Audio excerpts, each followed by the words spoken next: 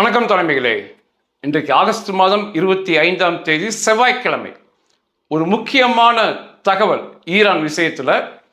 ஈரானுக்கு எதிரான நமது போரில் முதலாவது நமது குறிக்கோள் அல்லது முதலாவது வெற்றி என்பது பெண்களுக்கு எதிரான, சிறுபான்மை மக்களுக்கு எதிரான அந்த மத வெறி கும்பல் தலைமை அரசாங்கம், அதாவது இன்னைக்கு மொஸ்தபா கொமேனின்னு சொல்லலாம், ஐஆர்ஜிசி, அவைகள் அகற்றப்பட்டு புதிய ஜனநாயக ஆட்சி மலர வேண்டும்.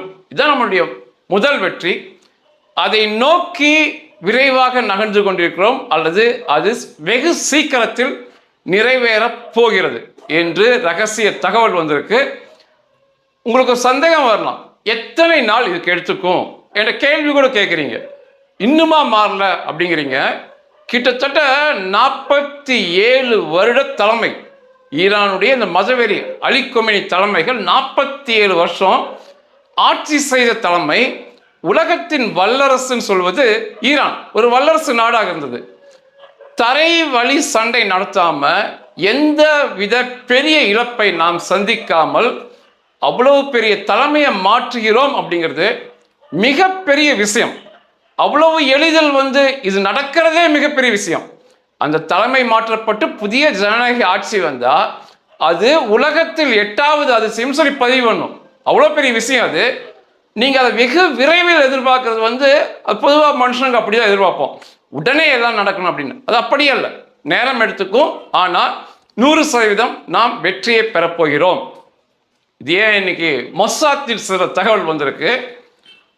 நான் பேசும்போது சொல்லியிருந்தேன், இந்த துறைமுக முற்றுகை மிகப்பெரிய வெற்றியை நோக்கி நம்மை அழைத்து செல்கிறது. இதை யார் கண்டுபிடித்தது அப்படிங்கிற மாதிரி நான் பேசியிருந்தேன் கடைசி பதிவில். அதற்கு விடை கிடைச்சிருக்கு. மொசாத்தின் டைரக்ஷன். இப்போ ஈரான் மீது நடத்தப்படுகின்ற இந்த பொருளாதார போர் என்பது மொசாத்தின் டைரக்ஷன். அதை நடிப்பது அமெரிக்கா. இது இப்படிதான் எடுத்துக்கொள்ள வேண்டியிருக்கும். மொசாத்துடைய முன்னாள் தலைவர் டேவிட் பர்னியா சில மாதம் முன்னால ஓய்வு பெற்று போனார். போகும்போது அவர் அவருடைய முகவர்களுக்கு, ஏஜென்ட்டுக்கு ஒரு வார்த்தையை கடைசியாக சொல்லிட்டு போனார். ஈரானுக்கு எதிரான அந்த தலைமை மாற்றுவதுதான் நம்முடைய லட்சியம், வெற்றி என்று சொல்லிட்டு, இன்று இருப்பது போல அங்கேயே இருந்து தொடர்ந்து செயல்படுவோம் அப்படின்னு அவங்களுடைய முகவருக்கு சொன்னார். இன்னைக்கு நீங்க எப்படி இருக்கீங்களோ அதே போல தொடர்ச்சியாக அங்கே இருந்து செயல்படுங்க அப்படின்னாரு. நிச்சயமாக மொசாத்தின் தியாகத்தை பாராட்டியே ஆக வேண்டும். பிடிச்சாங்கன்னா எந்தவித சந்தேகம் வேணாம், உடனடி மரணம் தான். அப்படி இருந்துமே ஆயிரக்கணக்கான மொசாத் ஏஜென்ட்டுகள் இன்னைக்கு ஈரானுக்குள்ள இருக்காங்க. இஸ்ரேலியர்கள் அல்ல, இஸ்ரேலால் மூளை சலவை செய்யப்பட்ட ஈரானியர்கள் மொசாத் ஏஜென்ட்டாக மாறி உயிருக்கு துணிந்து செயல்பட்டு கொண்டிருக்காங்க. அவர்கள் தான் அந்த ஈரானுடைய கள நிலவரத்தை அறிந்து இந்த பொருளாதார போராக அமெரிக்காவை நகர்த்தியிருக்காங்க. கள நிலவரம் எப்படி இருந்திருக்குன்னா, ஈரான் மீது அமெரிக்கா இஸ்ரேல் தாக்கும் போது அந்த ஈரான் மக்கள் அந்த அரசோடு இணைந்து செயல்பட்டிருக்காங்க. ஈரான் மீது இராணுவ ரீதியான தாக்குதல் நடத்தும் போது அவங்க பாலம் உடைக்கப்படுது, கட்டிடங்கள் இடிக்கப்படுது, முக்கியமான தேசிய சின்னங்கள், மின்சார கட்டுமானம் அளிக்கப்படும் போது அந்த மக்களுடைய கோபம் அமெரிக்காவுக்கும் இஸ்ரேலுக்கும் எதிராக திரும்பி அந்த மதவெறி கும்பலோடு இணைந்து செயல்பட்டிருக்காங்க அவங்களுக்கு ஆதரவா. அதே சமயத்தில் இப்பொழுது இந்த பொருளாதார போரில் அவங்களுடைய சாப்பாட்டுக்கு பிரச்சனையாக ஆக ஆக அவர்களுடைய கோபம் அந்த அரசாங்கத்துக்கு எதிராக திரும்பி இருக்கு. அதுதான் மொசாத்துடைய டைரக்ஷன்ங்கிறது. அடிக்கிறனால அந்த மக்கள் நம்மை விட்டு விலகிறாங்க. பொருளாதார தடைகள், போர்களை கொண்டு வரலாம். அந்த மக்கள் தன்னை போல வழிக்கு வருவார்கள் அப்படின்னது இன்னைக்கு நிறைவேறி, மொசாத்துடைய திட்டம் நிறைவேறி மக்கள் ஒரு கொந்தளிப்பான சூழல் இருக்காங்க. விரைவில் அது ஒரு மிகப்பெரிய போராட்டமாக வெடிக்கும்.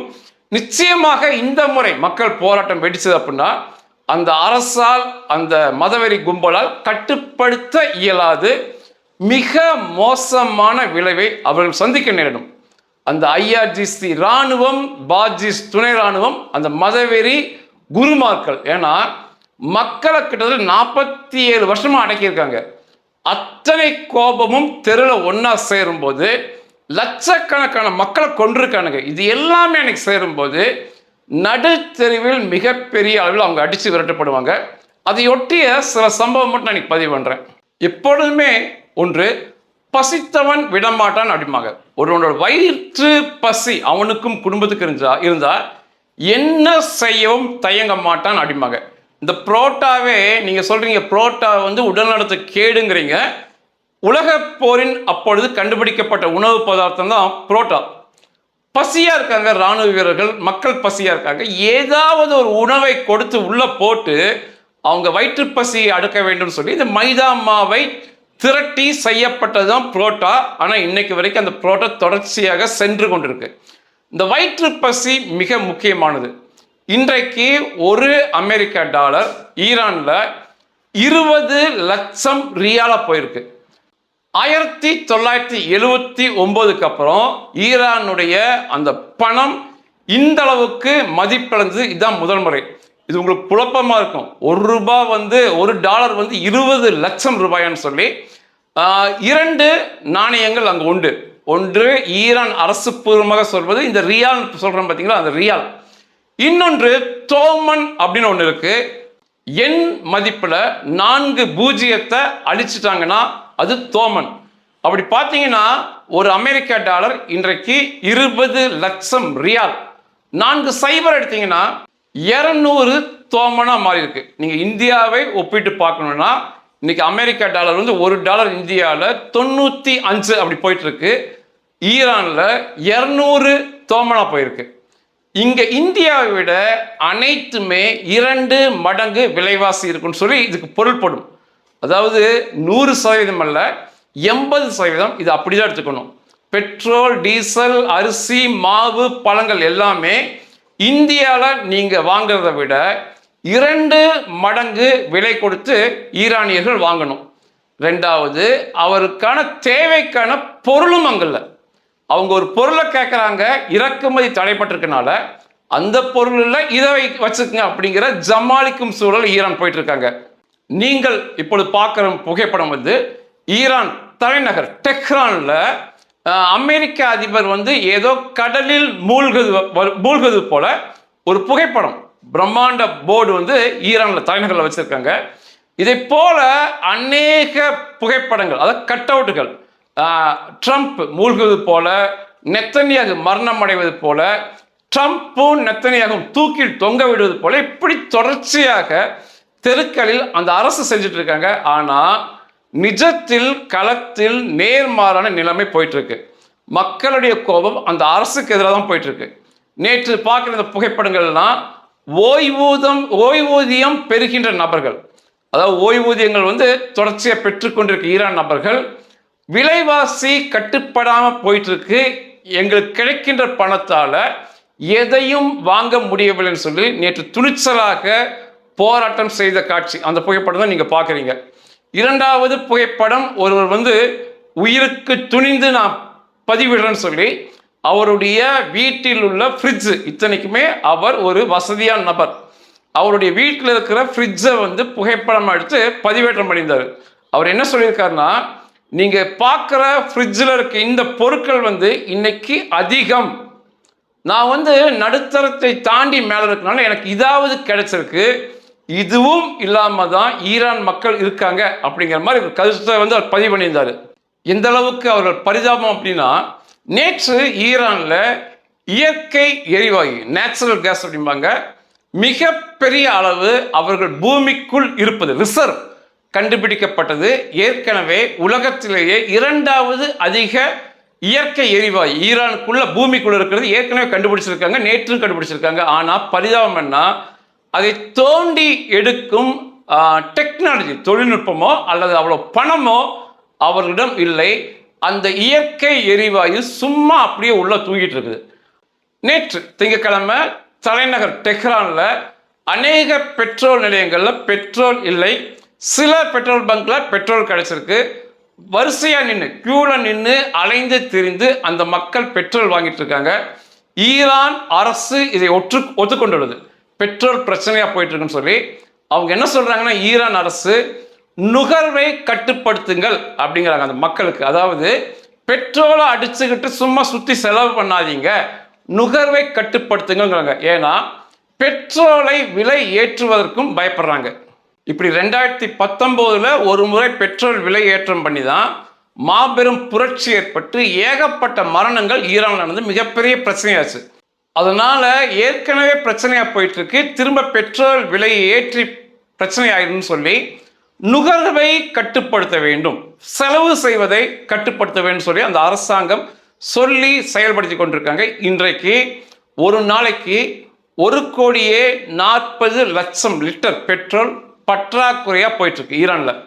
உங்களுக்கு ஒரு மிகப்பெரிய சந்தேகம் வரும், ஈரான் தான் இயற்கை எரிவாயு பெட்ரோல் டீசல் உள்ளே வைத்திருக்கும் நாடு, அது எப்படி அவங்களுக்கு பெட்ரோல் இல்லாமல் போகும்னு சொல்லி உங்களுக்கு ஒரு சந்தேகம் வரும்.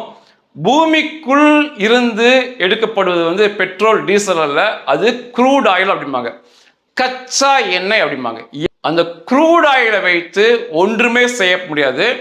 மிகப்பெரிய தொழில்நுட்பத்தோடு மிகப்பெரிய ஆலைகளை வைத்து சுத்திகரிப்பு பண்ணும்போது தான் பெட்ரோல் டீசல் சீமெண்ணெய் கிரீஸ் என்ஜின் ஆயில் எல்லாம் வரிசையாக கிடைச்சிக்கிட்டே இருக்கும். ஈரான் என்ன பண்ணிட்டாங்க அப்படின்னா, ஓரளவுக்கு அவர்கள் தேசத்தில் அந்த கச்சா எண்ணெய் எடுத்து சுத்தப்படுத்தி பெட்ரோல் டீசலாக மாற்றுவதை வழக்கமாக வச்சுட்டு, அதை தாண்டி உலக நாடுகளுக்கு குறிப்பாக சீனாவுக்கு கச்சா எண்ணெய் கிடைக்கின்ற கச்சா எண்ணெய் அப்படியே மொத்தமாக அனுப்பிட்டு சீனா சுத்திகரிப்பு பண்ணி வியாபாரம் பண்ணி அதை ஈரானுக்கும் சுத்திகரிப்பு பண்ணி பெட்ரோல் டீசலாக அனுப்பிட்டு இருந்தாங்க. சீனா தான் அதிகமாக பண்ணிட்டு இருந்தாங்க, இந்தியாவிலும் நடந்துச்சு. இப்போ இறக்குமதி செய்ய முடியாம ஏற்றுமதி செய்ய முடியாம இருக்கனால கச்சா எண்ணெய் இருக்கு, ஆனா அதை வைத்து என்ன பண்றதுன்னு தெரியல. அதனால தினம் தினம் 1,40,00,000 லிட்டர் பெட்ரோல் மட்டும் பற்றாக்குறையா போயிட்டு இருக்கு. அத்தனை பேருக்கு பெட்ரோல் கிடைக்காது என்பது அர்த்தம். அதாவது தொழில்நுட்பம் என்பது நம்மிடையே இருக்க வேண்டும். அவங்க இவ்வளோ பெரிய முற்றுகை இடப்படும் சொல்லி அவங்க எதிர்பார்க்கவே இல்லை. அதனால கச்சா எண்ணெய் பூமிக்கடல் இருக்கு, எடுத்துக்கிட்டே இருக்காங்க வெளியே. சுத்திகரிப்பு பண்ணும் ஆலைகள் மிக குறைவு, என்ன பண்றது தெரியாம முழிச்சுக்கிட்டு இருக்காங்க ஈரான்ல. மேலும் அந்த தலைவர்களின், அதாவது அமெரிக்கா குறிவைப்பது அதிகமாயிருக்கு. நேற்று $1 கோடி பரிசளிப்புன்னு சொல்லி 5 பேர் தலைக்கு $1 கோடி பரிசளிப்புன்னு அமெரிக்கா அறிவிச்சிருக்காங்க. நம்ம இந்திய மதிப்பில் எடுத்துக்கிட்டீங்கன்னா 100 கோடி ரூபாய் தருகிறோம். அதை தாண்டி சரியான துப்பு கொடுக்கும் நபர்களை மொத்த குடும்பத்தையுமே இடம் மாற்றி ஈரானை விட்டு அவர்கள் உலகத்தின் எந்த மூலையில வசிக்க வேண்டும் என்று விரும்புகிறார்களோ அங்க அவங்களை குடி வைத்து எல்லா வசதியும் செஞ்சு தரும். 100 கோடி ரொக்க பரிசுன்னு சொல்லி 5 பேர் அறிவிச்சிருக்காங்க. இது மிகப்பெரிய பிரச்சனை ஈரானுக்குள்ள கொடுக்கும். ஏன்னா அந்த மக்கள் அவ்வளோ வாழ்க்கைக்கு ஆசைப்பட்டு பணத்துக்கு ஆசைப்பட்டு இந்த 5 நபரை காட்டி கொடுக்க வாய்ப்புள்ளது. அமெரிக்கா என்ன சொல்றாங்கன்னா, அமெரிக்கா மக்களுக்கு எதிராக செயல்பட்டார்கள் இந்த 5 பேர், கொல்லப்பட வேண்டும் அல்லது சிறைப்பிடிக்க வேண்டும் அப்படின்னு இருக்காங்க. முதல் நபர் அகமது வாஹிதி, இவன் தான் ஐஆர்ஜிசியோடைய ஒட்டு மொத்த தலைமை தளபதி, அவன் ஒருத்தன். இரண்டாவது அலி அப்துல்லாஹி அப்படிம்பாங்க, இவன் முப்படைக்கும் தளபதி அப்படிம்பாங்க ரெண்டாவது. மூன்றாவது சாயித் அஜ்கானி அப்படிங்கிறாங்க, இவன் ஐஆர்ஜிசியுடைய ஏரோஸ்பேஸ் வான்படை மற்றும் ட்ரோனுடைய தளபதி. நான்காவது ஹமீத் ரஸா அப்படிம்பாங்க, இவன் ஐஆர்ஜிசியுடைய சைபர் செக்யூரிட்டி எலக்ட்ரானிக் இதனுடைய தளபதி இவன். ஐந்தாவது மஜித் கத்தாமி, இவன் ஐஆர்ஜிசியுடைய நுண்ணறிவு பிரிவு பிரிவின் தளபதி. இந்த 5 பேரும் உயிரோடு அல்லது பிணமாக வேண்டும். சரியான தகவல் தரும் நபர்களுக்கு புதிய வாழ்க்கை உலகத்தை எங்கிருந்தாலும் தரோம், 100 கோடி ரூபாய் ரொக்க பரிசும் தரன்னு சொல்லி அறிவிப்பை கொடுத்து எந்த வகையில் அமெரிக்காவுக்கு தெரிவிக்கலாம்னு சொல்லி அமெரிக்கா அதனுடைய வெப்சைட்டு மற்றும் இமெயில் மற்றும் டெலிஃபோன் எல்லாத்துடைய நம்பர்களை அரசு பூர்வமாக கொடுத்துருக்காங்க. நான் அதை பிரசுரிக்கல இங்கே, நமக்கு அது அவசியம் இல்லாத விஷயம், நமக்கு அது தெரியாது, தெரிஞ்சு நம்ம செய்ய போடலை. அந்த இறுக்கம் நாளுக்கு நாள் தொடருது. பொருளாதார முற்றுகை மிகப்பெரிய அளவு இறுக்கத்தில் போயிட்டு இருக்கு. இப்போ அதை தாண்டி தலைவர்களை கொல்லும் அல்லது பிடிக்கும் முயற்சியில் முற்றுகை இதுவுமே மிகப்பெரிய விஷயம். அமெரிக்கா நேற்று அறிவிச்சிருக்கிறது மிகப்பெரிய தொகை புதிய வாழ்க்கை என்பதால அந்த மக்களுடைய கோபம் அல்லது காட்டி கொடுப்பது வருகின்ற நாட்களில் இது தெரியும். நிச்சயமாக இந்த மதவெறி கும்பல் அரசு ஒரு தவறான முன்னுதாரணத்தை கொடுத்தாங்க. இத்தனை வருஷத்துல மக்கள் எதையாவது ஒரு உரிமை என்று கேட்டால் அந்த மக்களை கொல்வது, வேற ஒன்றுமே இவங்களுக்கு தெரியாது. நான் இவங்களுக்கு தொடர்ச்சியை எதிராக பேசுவதற்கு இதுதான் காரணம். உரிமைக்காக போராடினால் ஒன்னே ஒன்று செய்வானுங்க, இன்டர்நெட்டை கட் பண்ணி விட்டுருவானுங்க. அதாவது வலைத்தள தொடர்பு, தொலைபேசி தொடர்பு என்பது இருக்காது. உள்ள என்ன நடக்குதுன்னு தெரியாது. அந்த மக்களை பல்லாயிரம் பேரை கொள்வது அவனுக்கு வேலையா இருக்கும். இப்படியே தான் இந்த 47 வருஷமும் இவங்களோட ஆட்சி போயிருக்கு. மக்களுடைய உரிமைக்கு குரல் கொடுப்போம் என்ற சிந்தனையே இவங்களுக்கு இருந்ததே கிடையாது. ஒரு முரட்டுத்தனமாக கொள்வதே வாடிக்கை. அடுத்த ஒரு சந்தேகம் இருக்கும், என்றைக்கு இராணுவ ரீதியான தாக்குதல் இருக்கும் ஈரான் மேல அப்படின்னு கேட்டு ஒரு சந்தேகம் இருக்கும். செப்டம்பர் மாதம் அமெரிக்காவில் இடைத்தேர்தல் நடக்குது. ஆனால் அதற்குள்ளாகவே இங்கே ஆட்சி கவிழ்ந்து விடும் அப்படிங்கிறாங்க. ரெண்டாவது மொசாத் சொல்கிறது தாக்குதல் நடத்தினா அந்த மக்கள் அரசுக்கு ஆதரவாக போகிறாங்க. இப்படி பட்டி போட்டோம், அவங்களுக்கு பெட்ரோலை குறைச்சோம், வேற செலவுகளை தேவைகளை குறைச்சோம் அப்படின்னா அந்த கோபம் அரசுக்கு எதிராக திரும்புதுங்கிறாங்க. அதனால என்னுடைய கணிப்பில் மொசாத் சொல்வதுதான் ஜெயிக்கும். தொடர்ச்சியான இந்த பொருளாதார இறுக்கம் அந்த மக்கள் மீது இருக்கும். அதனால அந்த மக்கள் வெகுவில் போராடுவார்கள் என்று எதிர்பார்க்கப்படுது. தேவை ஒரு பற்ற வைப்பு, ஏதாவது ஒன்று ஃபயர் ஆயிடுச்சு அப்படின்னா மிகப்பெரிய பூகம்பம் அந்த மக்களிடையே வெடிக்கும். துறைமுக முற்றுகை கொடூரமாக ஈரான் மேல போயிட்டு இருக்கு. எதையுமே ஏற்றுமதி இறக்குமதி அவர்களால் செய்ய முடியவில்லை. அதனால மாற்று வழியை தேடுறாங்க. தரை வழியில, ரயில் வழியில, ஆகாய மார்க்கத்தில் அல்லது கடலிலேயே வேறெங்காவது இரவு நேரங்களில் திருட்டுத்தனமாக செல்லலாமான்னு சொல்லி மாற்று வழியை தேடிட்டு இருக்காங்க. நிச்சயமாக அது நடக்காது.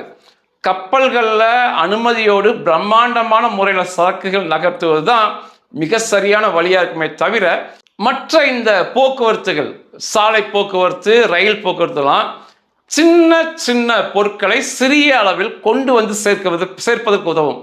ஆகாயமாக்கும் அப்படிதான் வரும். மற்றபடி பிரம்மாண்டமான முறையில் அந்த கோடிக்கணக்கான மக்களின் தேவைகளை சந்திக்க வேண்டும் என்றால் கப்பல் போக்குவரத்து நிச்சயமான அவசியம். அது இல்லாமல் அதெல்லாம் நடக்காது. குரல்கள் அதிகமாக வருது.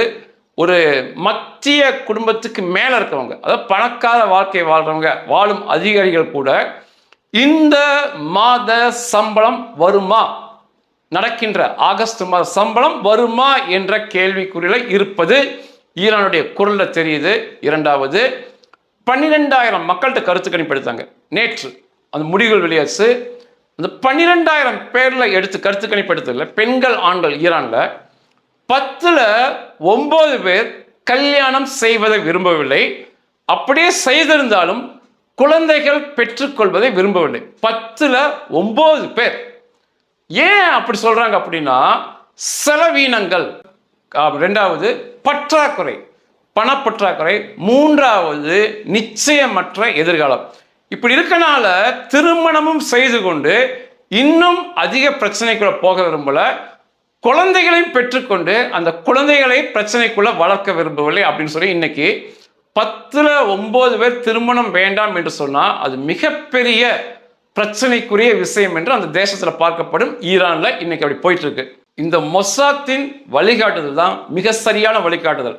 முரட்டுத்தனமாக போய் சண்டை போட்டுக்கிட்டு தரைப்படை அனுப்புறதுக்கும் யோசனையா இருந்துக்கிட்டு வீரர்கள் மரணம் அந்த நாட்டில் மிக பெருசாக பேசப்படும் போது இந்த துறைமுக முற்றுகையால அந்த மக்களின் ஒட்டுமொத்த கோபத்தையும் அந்த அரசாங்கத்துக்கு எதிராக திருப்பி விட்ட மொசாத்தின் மதியுகம் மிகப்பெரிய விஷயம்தான்.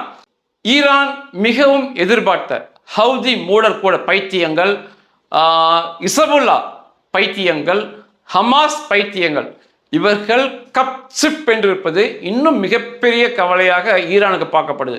இவங்கெல்லாம் என்ன சொல்லுவாங்கன்னா, தளபதிகள், ஈரானுடைய தளபதிகள், ஈரானுக்கு ஒரு பிரச்சனை வந்தா களத்தில் வந்துருவாங்கன்னு சொல்லப்பட்ட பயங்கரவாத இயக்கங்கள் ஒருத்தங்கூட வரமாட்டேங்கிறான். அவன் இருக்கிற இடம் தெரியாம பெண்கள் வேஷம் போட்டுக்கிட்டு ஒளிஞ்சு திரிகிறானுங்க. ஈரான் இந்த அளவுக்கு பிரச்சனைக்குள்ள போகும்போது இது ஈரானுக்கு மிகப்பெரிய கவலையை கொடுத்துருக்கு. அதற்கடுத்து ஹொர்மோஸ் ஜலசந்தி கிட்டத்தட்ட ஈரானை கைவிட்டு போயிடுச்சு. நேற்று 24 மணி நேரத்தில் அலுவல் ரீதியாக அரசு பூர்வமாக 10 கப்பல்கள் ஹொர்மோஸ் ஜலசந்தியை பயன்படுத்தி எண்ணெய் வாங்கிட்டு உலகத்தை நோக்கி வெளியே போயிருக்கு. 6 கப்பல்கள் எண்ணெய் வாங்க உள்ள வந்திருக்கு. அதிகாரப்பூர்வமாக இரவு நேரங்களில் இதை விட 2 மடங்கு எண்ணிக்கையில் கப்பல்கள் நகர்ந்து போயிருக்கு. கிட்டத்தட்ட ஹொர்மோஸ் ஜலசந்தி ஈரான் கையிலிருந்து அமெரிக்கா நோக்கி போயிருக்கு அப்படிங்களாம். இப்படி ஈரான் எதிர்பார்த்தது பெரிதும் நம்பியது எல்லாமே அவர்கள் கையை விட்டு போயிட்டே இருக்கு. கடைசியாக அந்த மக்கள் தான், கோடிக்கணக்கான மக்களுக்கு முன்னால எந்த அரசும் நிற்க முடியாது. கோடிக்கணக்கான வேணாம், பல ஆயிரம் மக்கள் போராட்டமே அரசின் முடிவை மாற்ற வைக்கும். இதற்கு உதாரணம் நம்முடைய இந்த கரப்பான் பூச்சி போராட்டம். பாரதிய ஜனதா என்றைக்குமே இறங்கி வந்ததில்லை. ஆனால் விவசாயிகள் போராட்டத்துக்கு அடுத்து முதன்முறையாக கரப்பான் பூச்சி போராட்டத்துக்கு செவிசாய்த்து கல்வி அமைச்சரை மாற்றி காட்டினாங்க. பல ஆயிரம் இளைஞர்கள் ஒன்றாக சேரும்போது இப்படி கோடிக்கணக்கான மக்கள் மெதுவாக அரசுக்கு எதிராக திரும்பும் போது அந்த கோபத்துக்கு எதிராக உலகத்தில் எந்த சக்தியும் நிற்க முடியாது. ட்ரம்பே நிற்க முடியாது, இஸ்ரேலை நிற்க முடியாது. ஆனால் அது ஏன் அந்த கோபம் அங்கே திரும்புதுன்னா, ஜனநாயக ஆட்சி, மக்களின் குரல் அங்கே ஏற்றப்படுது. ஆனால் அது இல்லாத இதை போல மூர்க்கத்தனமான ஒரு முட்டாள்தனமான ஆட்சிலாம் நிச்சயமாக மக்களின் கோபம் மிக பெரிதாக வெடிக்கும். அவர்களால் எதிர்த்து நிற்கவே முடியாது. மொசாத் கொண்டு செல்லும் இந்த பாதை தான் மிக சரியான பாதையாக பார்க்கப்படுது. செப்டம்பர் மாதம் அமெரிக்காவில் தேர்தல், அது வரைக்கும் அடிக்க மாட்டாங்க, அதுக்கப்புறம் அடிப்பாங்க அப்படிங்கிறாங்க. அதுவே அவசியம் இல்லை. அதுக்கு முன்பாகவே நிச்சயமாக ஏதாவது ஒரு சின்ன பற்ற வைப்பு, ஏதாவது ஒன்று பற்ற வைத்துட்டு கோபத்தை கிளறி விட்டாங்க அப்படின்னா மிகப்பெரிய மக்கள் போராட்டம் ஈரானில் தோன்றும். அந்த மதவெறி கும்பல் நான் எதிர்பார்த்துக்கிட்டே இருக்கேன், லட்சக்கணக்கான பேர் அடித்து கொல்லப்படணும். ஏன்னா அந்த அளவுக்கு அவங்க மக்களை கொண்டிருக்கானுங்க, அநியாயமாக பெண்கள் சிறுவர் குழந்தைகளை கொண்டிருக்கானுங்க. இந்த IRGC மத குருமார்கள், முஸ்தபா கொமேனி, பாஜிஸ் இவர்கள்லாம் லட்சக்கணக்கில் அந்த மக்களால் தெருக்களில் ஓட விரட்டப்பட்டு புதிய ஜனநாயக ஆட்சி நிச்சயமாக மாறும். தேவை ஒரு சின்ன பத்த வைப்பு, காத்திருக்கலாம். நன்றிகள்.